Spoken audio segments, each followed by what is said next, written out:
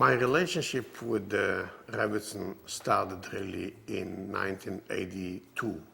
It was almost 5 years after I started working in the library. In that period, the Rebbe and the Rebbetzin started coming here to stay here for Shabbos in several rooms as an apartment for the Rebbe and the Rebbetzin for all the Shabbosim. It's in that period that the Rebbe, it was hard for him to walk home every Shabbos and come back and walk again and come back. It was too hard for him to this walk. Till in the weekdays, the secretaries would take him by car. But Shabbos, he would walk, and in that year, it became obvious that it's hard for him. So therefore, this day, we devoted several rooms in the library for the Rebbe and the Rebbetzin to be able to stay there at Shabbos. Obviously, all rooms was full with Sforim. So we took one room that was surrounded with bookcases, and this became the dining room. A second room that was surrounded with bookcases became the bedroom. A little room on the side became the kitchen, and my office became the living room. It didn't really look like a living room, so they purchased a 3-piece couch to put it there, and it should look at least like a living room. So I used to work there a whole week till Friday afternoon, when I cleaned out the whole room from everything that is in my work. And then came in Menachem Yunik, a bocher that was helping to prepare the apartment for the Rebbe and the Rebbetzin every Friday. He set everything, it should look at least like a living room. And that's how it was for several years. That's when I really got to know the Rebbetzin, and on several occasions when I had questions that I was not comfortable to ask the Rebbe, and I needed to know for the work of editing this forum, I felt that I shall speak to her and ask her. It was in 1983 when I was working on editing the 5th volume of the Friedrich Rebbe's letters. In the introduction, I had to explain that period. It was the period of the beginning of the Second World War. It was the year of 1941, including the rescue of the Rebbe and the Rebbetzin of France. I looked in the documents. I saw in the beginning of the year they was in Paris. Then I see that they are in Vichy. Then I see they are in Nice. Then I see that the papers for him to be able to come in the United States are being sent to Marseille. And then I see that he is stuck in Portugal. And I didn't really get the story in order to explain the letters. I knew the Rebbe is not comfortable to be asked about his personal life. I knew the Rebbetzin is even more than that, not comfortable to speak about her personal life. They would never do it. But I knew that I have to know. So I thought I'll try. So I told Menachem Yunik that when the Rebbetzin comes in, he should tell her that I want to ask her something, if I could come in to discuss with her. The time for it was right in the beginning of Shabbos. I was trying it should be in a period when the Rebbe is not there. The Rebbe would come in every Friday before the Shabbat starts. He would come into the library, be in the library, till after the Rebbetzin lights the Shabbos candles. Then he would go back to the office and stay there till after davening, after Ma'ariv. After Ma'ariv, he would come for making Kiddush and the Suda. So that hour in between, I knew the Rebbe is not there. So I told Menachem Yunik he should tell the Rebbetzin that I would like to discuss with her. I felt she agreed, and I came in, and I asked her. And I was ready to say, what, don't ask me these questions, because she was so usually in herself and not outgoing with people speaking, and especially not about herself, and especially not about her past. But I told her, look, the Rebbe gave me a task, and I'm editing now the letters of 1941. And the Rebbe always tells me I should write an introduction to explain the error. And I'm confused here. So could you try to explain me what happened then? She heard my question and she thought for a while, and then she sat down and started telling me the whole story. And I was very surprised. So she tells me, in that days in Paris, it was for a young man to walk on the street was dangerous, because they could just grab him and take him away to the war, to fight in the war, in the war there in the Second World War. So the Rebbe went to the army to sign up for the army, that he is ready to go to the army. And he got a certificate that he is a registered recruit. With this certificate, it was easy for him to walk on the street. If a police stops him and says, where are your papers? He shows that he is a recruit. Then the Nazis occupied Paris, most of France, and it was obvious that they had to flee. So the first place to flee was to Vichy. But the train station was packed and was not even able to find a place on the train. But since he had that paper of that he is a recruit soldier, so that made much easier for him to go and say that he needs now to go there, and we should get him right away a ticket on the train for him and for the Rebbetzin, and that helped. So he went on the plane, on the train. It was a day before Shavuos, the eve of Shavuos. And they arrived to Vichy. It was already, the Rebbetzin tells me, when Shavuos came in by sunset. So she tells me, so we took all the suitcases of the important documents that the Rebbe took with him. We put it up on a wagon with a horse. I went on the wagon because I couldn't walk myself, but the Rebbe wouldn't go on the wagon because it's already after sunset. So the horse and the wagon with the balagola went all the way. I was sitting on the wagon with all the suitcases, and the Rebbe was walking along us. It was then a period that there was no question. Everyone tried to save himself, his life, even on Shabbos, even on Shavuos. But after the Rebbe arrived to Vichy, he didn't want to. Then the Rebbetzin tells me that there was also in Paris the Rov Reb Zalman Schneerson, is a second cousin. And he with the family also tried to get to Vichy. They couldn't make it on that day. They finally got a place on the next day, and they arrived in the middle of the Shavuos also to Vichy. Then the Rebbetzin tells me that they stayed in Vichy for several months. But it was harder and somewhat dangerous that maybe it will also be occupied by the Nazis or other reasons it wasn't so safe. It was much safer in Nice, which was then under the occupation of the Italian government. And for some reason, it was more safe. So they moved in the end of the summer of 41 from Vichy to Nice. So they stayed there in Vichy for another several months, but at the end, in the end of summer 40, they moved from there to Nice. They thought they will get the papers to Nice to come to the United States right away, but it was much longer than they anticipated.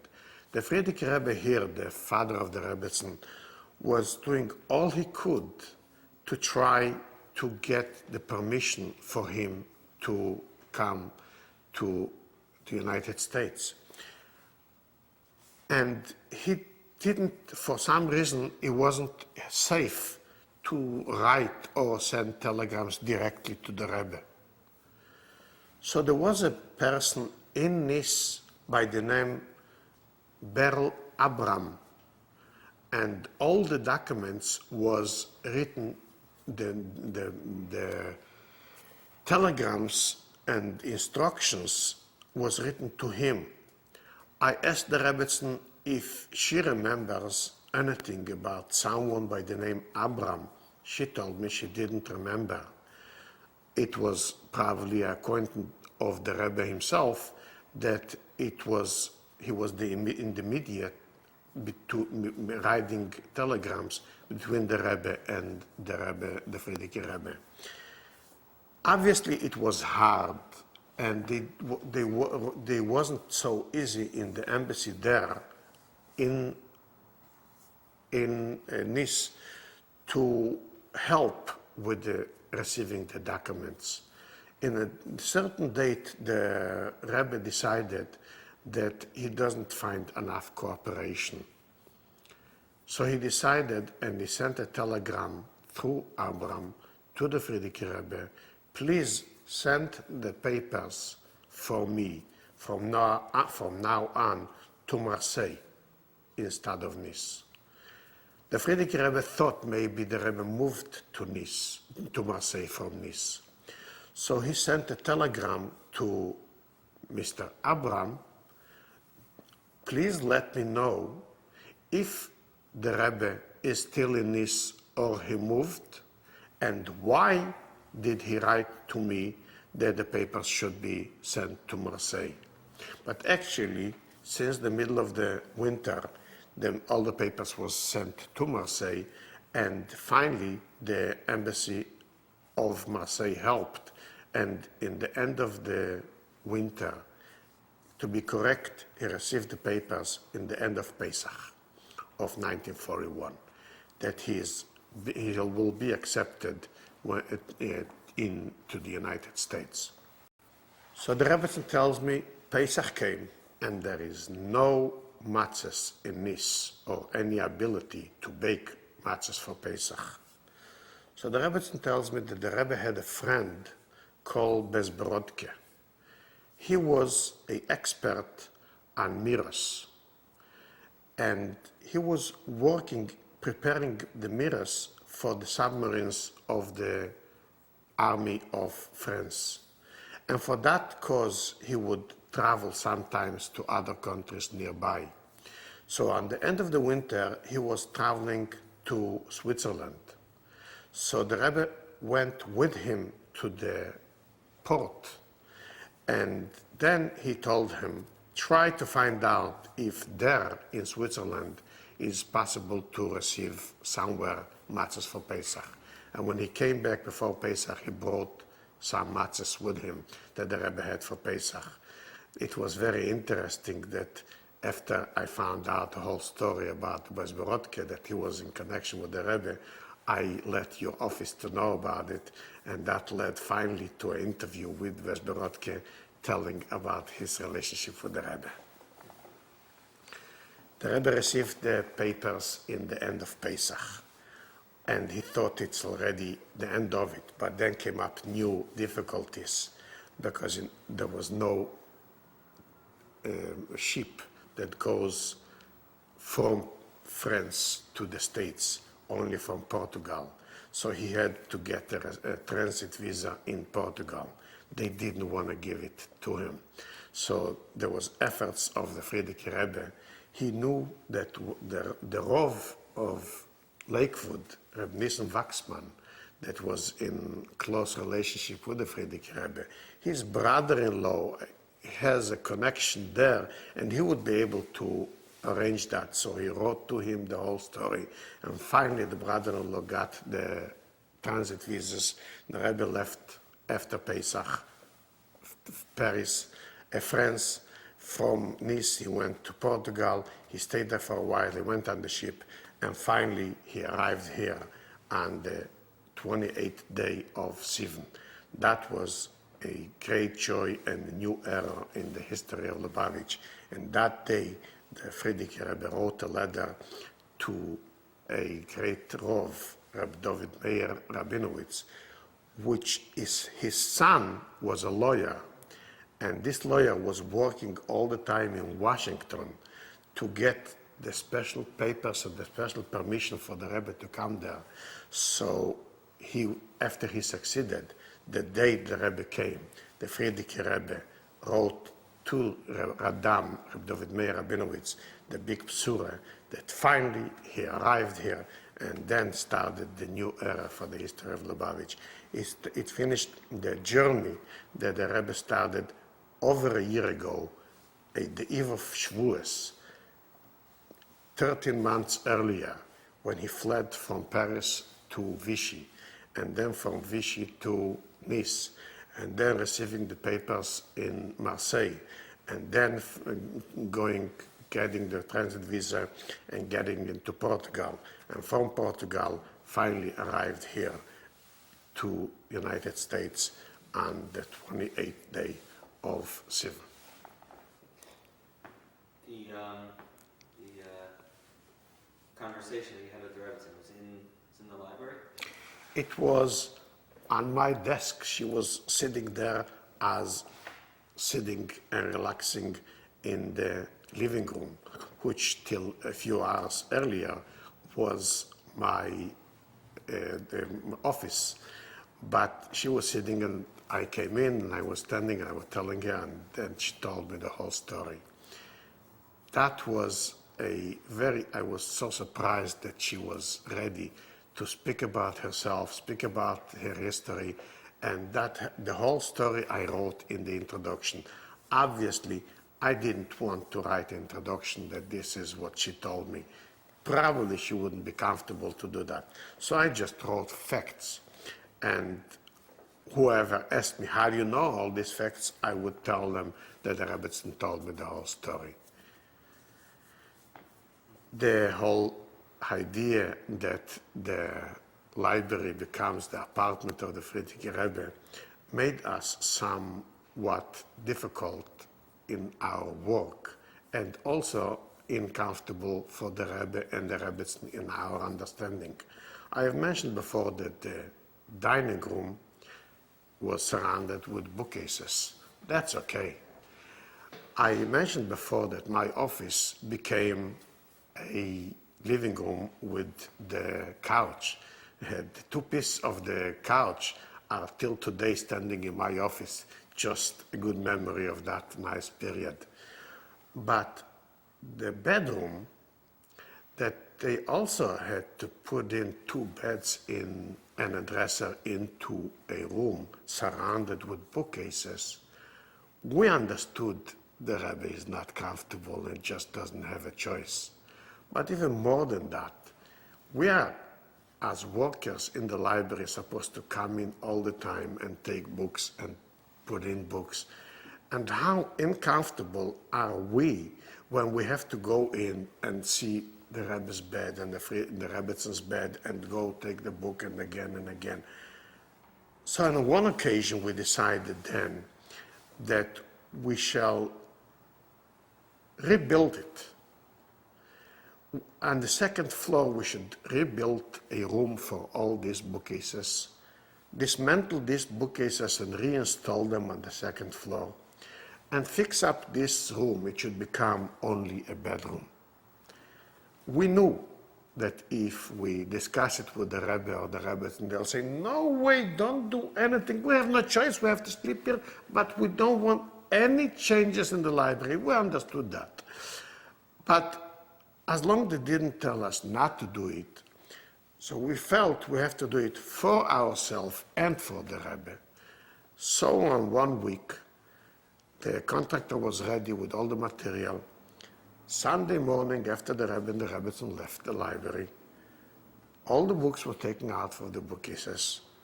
All the bookcases was dismantled. taken out piece by piece to the second floor, reinstalled there. All the books was put back into that bookcases on the second floor.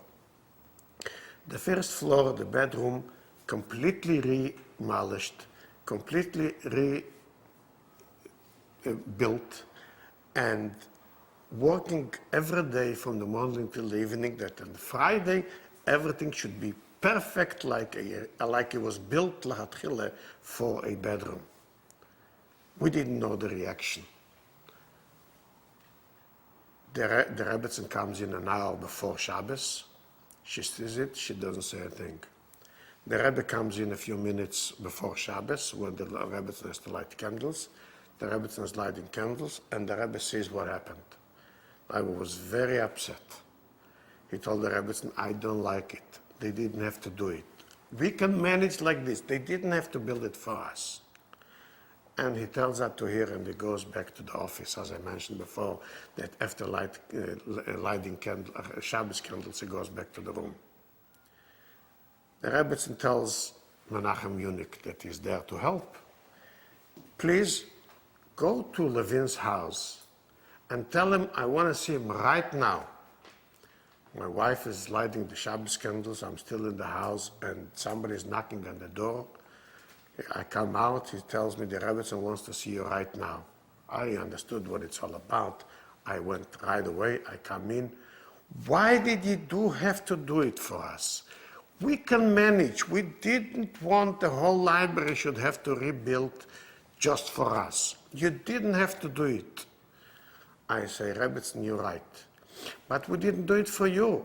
We couldn't walk. Imagine yourself, every hour I have to go in, take books and return books, and I see the beds and it's always locked, and I don't permit any other librarian to come in here because it's not comfortable. They should come in to see your bedroom, and I have to do it all myself, and it's not comfortable for us. I did it for us, we did it. So she says, if you did it for yourself. But the Rebbe still didn't accept it, and when he came back to the office, he wrote a comment to the Rabbi Krinsky, who was in charge of the building, and he was doing the hiring for the contractor, that I'm very upset. Rabbi Krinsky shows me the comment of the Rebbe, and he tells me, try your best to say that it's for the library, because I'm not the one to discuss what the library needs. So when Rabbi Krinsky showed me that comment of the Rebbe, I wrote into the Rebbe that I saw the comment of the Rebbe, but I want to explain the Rebbe that we need it for ourselves too. And we need more construction to be done for the library itself. So the Rebbe answered me, if that's the case, then it's okay. It showed somewhat that he was still skeptical, that we still did it for him and he didn't like it, because the Rebbe always, he wanted to manage with the list. He didn't want people really to work to make it more comfortable. So he was so upset that we had to prepare this comfortable bedroom. It was on another occasion when I spoke to the Rebbetzin on the telephone when I needed to know something about the introduction or a letter of the Rebbe. That was someone came into the library and brought a copy of the original letter the Rebbe wrote to the Ragachover Goen. It was in 1925. The Rebbe still lived then in Dnepropetrovsk, Yekaterinoslav. And we saw right away it's the handwriting of the Rebbe. It was found in the archive of the Ragachover Goen. But on the end of the letter, it's a halacha letter. The Rebbe is asking him some questions and explaining his opinion about some subject in halacha. And then he signs by the end, M. Guraria. It was in 1925, and the Rebbe still lived in near Petrovsk. He wasn't married yet to the Rebbetzin, but he was then a chosen. And I didn't know why he used the Gurarian name.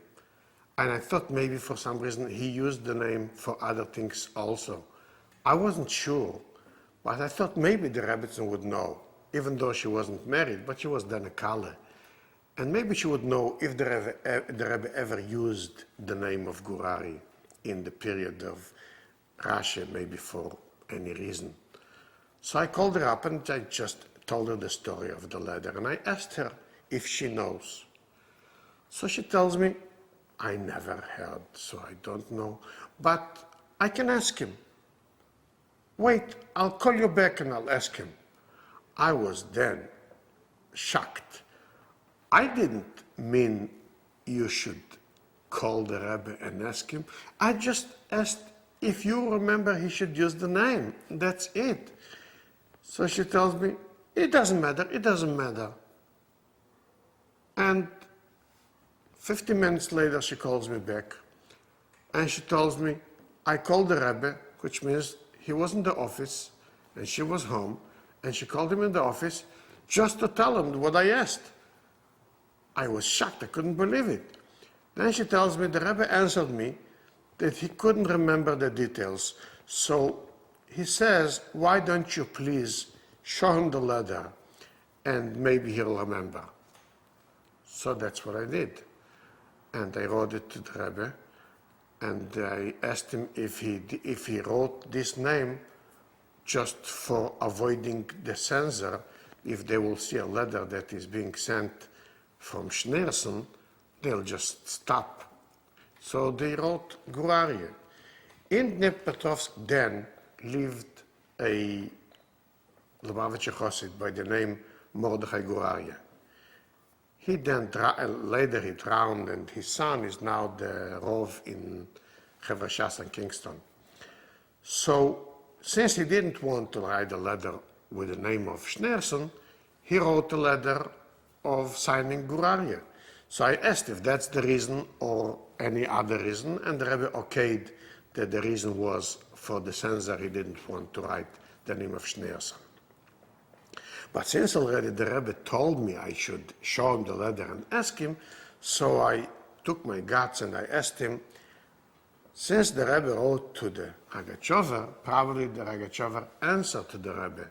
Does the Rebbe have the letters of Ragachover or other letters that the Rebbe wrote to the Ragachover that I would incorporate? And the Rebbe answers me, Lachapis be'archion, to be checked in the archive. I didn't really know what it means. If it means the archives in the library, obviously I checked and there is nothing there. If he means the archive in his house, what is he telling me that to look there? But probably it meant that it was in his house, but he didn't have the time to look for it. And he says, when I have the time, I'll look for it. We didn't get it then, but after Gimel Tammuz, in the house, in the archives, was found several postcards and letters from the Ragachover to the Rebbe, and they are now all published in the Reshimes, and also the letters of the Rebbe to the Ragachover are published in the Igros Kodesh. What year was this? This was in 1987. That's when I started working on the Rebbe's letters. Because when I edited the letters of all the Rabbi in the Igros Kodesh, I thought that I'm going to finish at the letters of the Frierdiker Rebbe. But the letters of the Rebbe, I didn't think I will be working on it, since earlier already, they started publishing the Rebbe's letters as a addendum, as a hisofe to the set of the Likutei Sichos.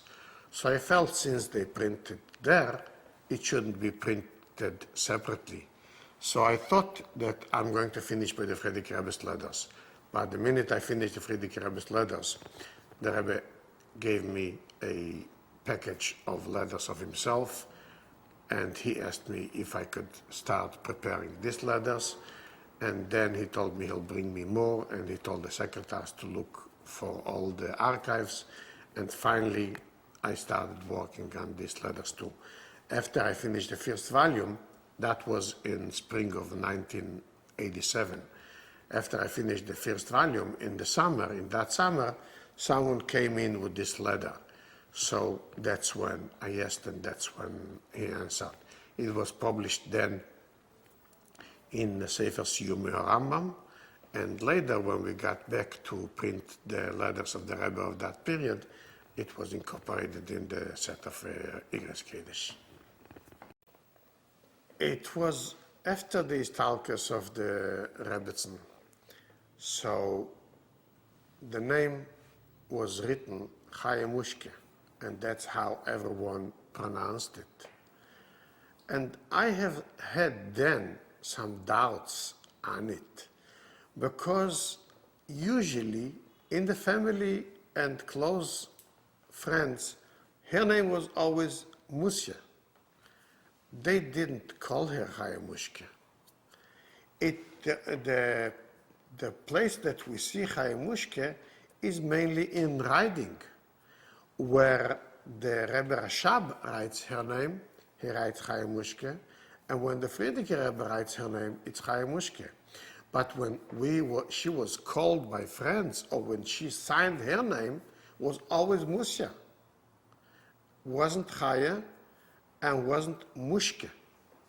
So then I had a feeling that the way people pronounce the name Chaya Mushke is not correct. I felt that since everyone calls her Musya, so when they wanted to call her in a name like a Kiddush name, they would call her Muske. Just like Rivke would become Rivki, Sore would become Sorke. It's like you call a child. So I felt that everyone pronounces the name not correct. It's not Mushke, it's Muske, because her name is Musya, and when you call her when she was a child, probably she was a Muske. So I wrote about it to the Rebbe. I don't remember the occasion, but I wrote about it to the Rebbe. And the Rebbe didn't accept it. So he writes me, what you write, that everyone called her only Musya, and no one in the family called her Chaya Mushke, so I did hear the name Chaya Mushke, which means to say that the Frierdiker Rebbe called her by the full name. And the fact that you say that Muske, it's a Muske, not Mushke, Muske is like called a child. That's not Bekovedik. Her name was Mushke, not a child. It's a Bekovedik way. So then he answered that the real name is Chaya Mushke, and that's how it ended. You know that from so many girls.